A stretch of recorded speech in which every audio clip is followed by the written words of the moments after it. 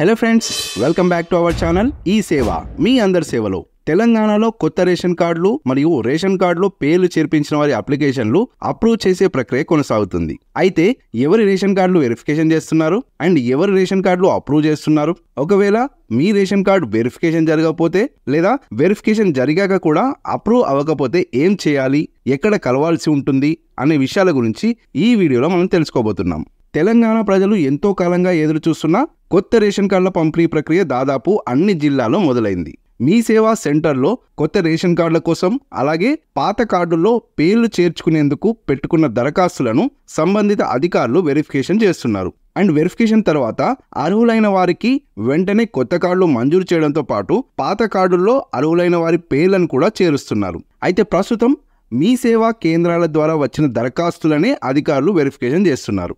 ఇందులో కొంతమంది పాత కార్డుల్లో పేర్లు తొలగించుకోకుండానే కొత్త కార్డులకి లేదా వేరే రేషన్ కార్డులో పేరు చేర్పించడానికి దరఖాస్తు చేసుకోవడం వల్ల కొన్ని ఇష్యూస్ అయితే వస్తున్నాయి.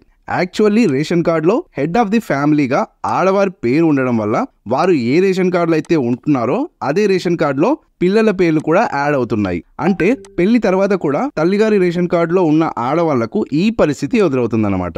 ఇక కాంగ్రెస్ ప్రభుత్వం ఏర్పడిన తర్వాత నిర్వహించిన ప్రజాపాలన, గ్రామ సభల్లో స్వీకరించిన లక్షలాది దరఖాస్తులపై మాత్రం ప్రస్తుతానికి ఎలాంటి చర్యలు తీసుకోవడం లేదు. కొత్త రేషన్ కార్డులు, పేర్ల చేర్పుల కోసం భారీ సంఖ్యలో దరఖాస్తులు వచ్చాయని అధికారులు తెలిపారు. అయితే ఈ రేషన్ కార్డుల ప్రక్రియను వేగవంతం చేయడానికి ప్రభుత్వం ప్రత్యేక చర్యలు అయితే చేపట్టింది. ప్రతి మండలానికి ఒక ప్రత్యేకమైన మొబైల్ అప్లికేషన్ అందించడం కూడా జరిగింది. ఈ యాప్ ద్వారా క్షేత్రస్థాయిలో ప్రత్యేక బృందాలు దరఖాస్తుదారుల ఇంటికి వెళ్లి వెరిఫికేషన్ అయితే చేస్తున్నాయి. ఇందులో వారు అర్హులా కాదా అని నిర్ధారించి ఆ వివరాలను యాప్ లో నమోదు చేస్తారు. ఇప్పటికే పలు మండలాల్లో ఈ క్షేత్రస్థాయి విచారణ ప్రక్రియ కొనసాగుతుంది. అయితే ప్రజాపాలన లేదా గ్రామ సభలలో దరఖాస్తు చేసుకున్న వారు మరికొన్ని రోజులు వెయిట్ చేయాల్సిందే, లేదా మళ్ళీ మీ సేవా సెంటర్ లో ఫ్రెష్ గా అప్లికేషన్ చేసుకోవాల్సి ఉంటుంది. కానీ అంతకంటే ముందు వేరే రేషన్ కార్డులో పేరు ఉంటే ముందుగానే డిలీట్ చేయించుకోవాల్సి ఉంటుంది. ఇక ఇది వరకే మీ సేవలో రేషన్ కార్డుకి దరఖాస్తు చేసుకుని కూడా మీ అప్లికేషన్ వెరిఫికేషన్ లేదా అప్రూవ్ అవ్వలేదంటే అసలు కారణం తెలుసుకోవాల్సి ఉంటుంది. ఇందుకోసం మీ రేషన్ కార్డ్ అప్లికేషన్ స్టేటస్ తెలుసుకోవాలి. సో రేషన్ కార్డ్ స్టేటస్ ఎలా తెలుసుకోవాలనేది నేను ప్రీవియస్ వీడియోలోనే చెప్పాను, వీలైతే ఆ వీడియో చూడండి.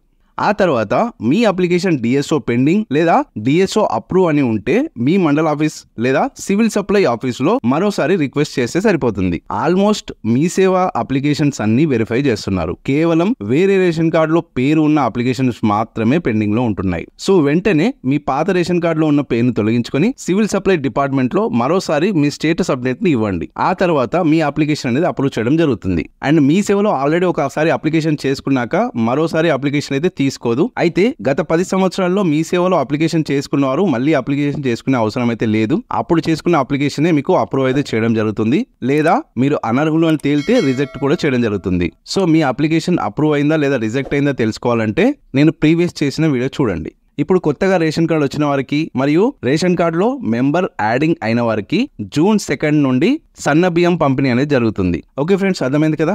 ఇందులో ఇంకేమైనా డౌట్స్ ఉంటే నా కమెంట్ బాక్స్ లో మెసేజ్ చేయండి. అలాగే ఈ వీడియో మీకు నచ్చితే లైక్ చేయండి మరియు అందరికీ షేర్ చేయండి. ఇలాంటి మరిన్ని యూస్ఫుల్ అండ్ ఇన్ఫర్మేటివ్ వీడియోస్ కోసం మన ఛానల్ ని తప్పకుండా సబ్స్క్రైబ్ చేసుకోండి. Thank you.